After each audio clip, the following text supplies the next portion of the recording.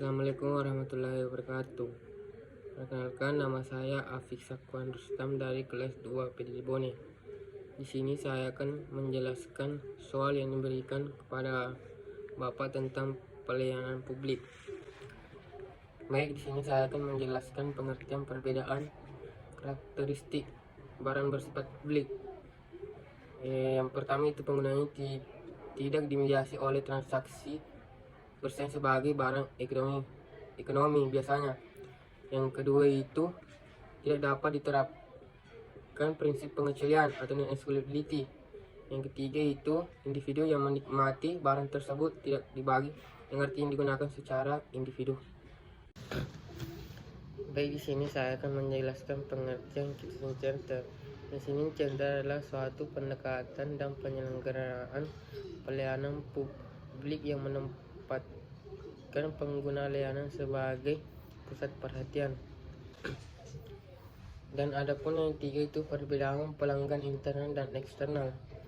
Pelanggan internal adalah orang yang terlibat dalam proses penyediaan jasa atau proses produksi barang, sejak dari perencanaan, penciptaan jasa atau pembuatan barang sampai dengan pemasaran, penjualan dan pendakministrasiannya.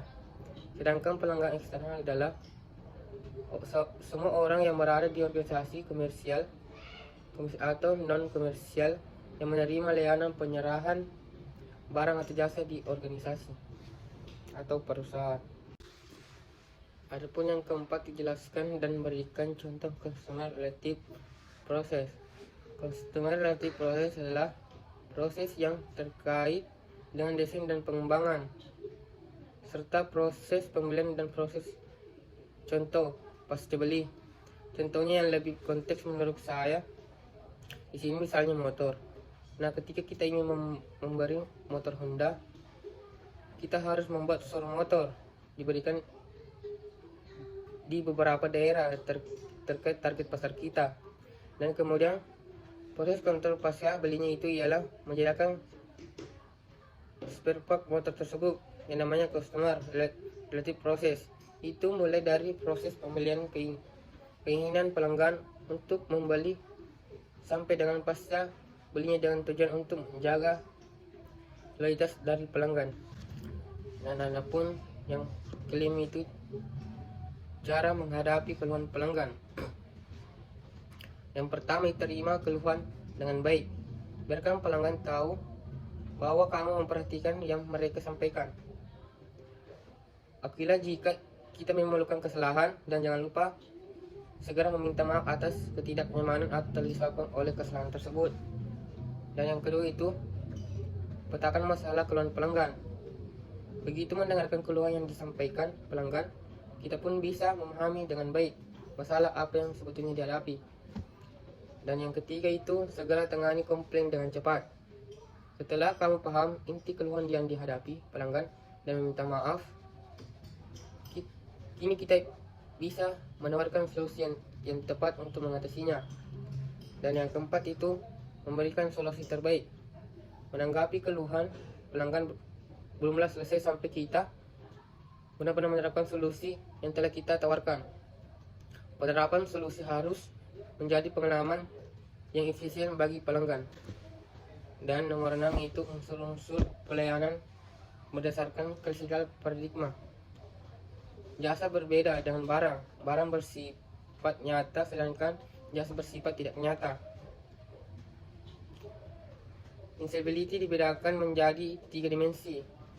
Yang pertama itu physical intelligibility, tingkat materialitas produk atau jasa tertentu. Yang kedua itu mental intelligibility, tingkat kesulitan dalam mendefinisikan,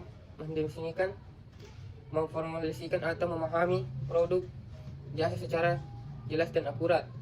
Dan yang ketiga itu grade C, seberapa umum atau spesifik seorang konsumen memberikan produk tertentu, seperti ansabilitas, mendapatkan produk dengan non-ansabilitas dan lain-lain. Heterogeneity, suatu jasa yang bersifat heterogen atau variabel, terdapat banyak variasi bentuk, kualitas, dan jenis yang diberikan tergantung waktu, tempat dan orang yang membantu jasa tersebut. Dan selanjutnya itu inseparability. Jasa yang berbeda dengan barang. Barang terlebih dahulu diproduksi, dijual, baru kemudian dikonsumsi. Sedangkan jasa umum yang dijual terlebih dahulu, baru diproduksi dan konsumen pada waktu bersamaan dengan waktu jasa tersebut dijual.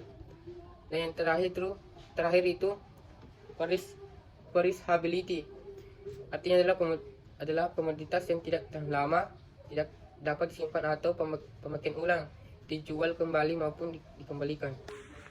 Ya, mungkin hanya itu yang bisa saya paparkan. Apabila ada kekurangan mohon dimaafkan karena kesempurnaan hanya milik Allah Subhanahu wa taala. Assalamualaikum warahmatullahi wabarakatuh.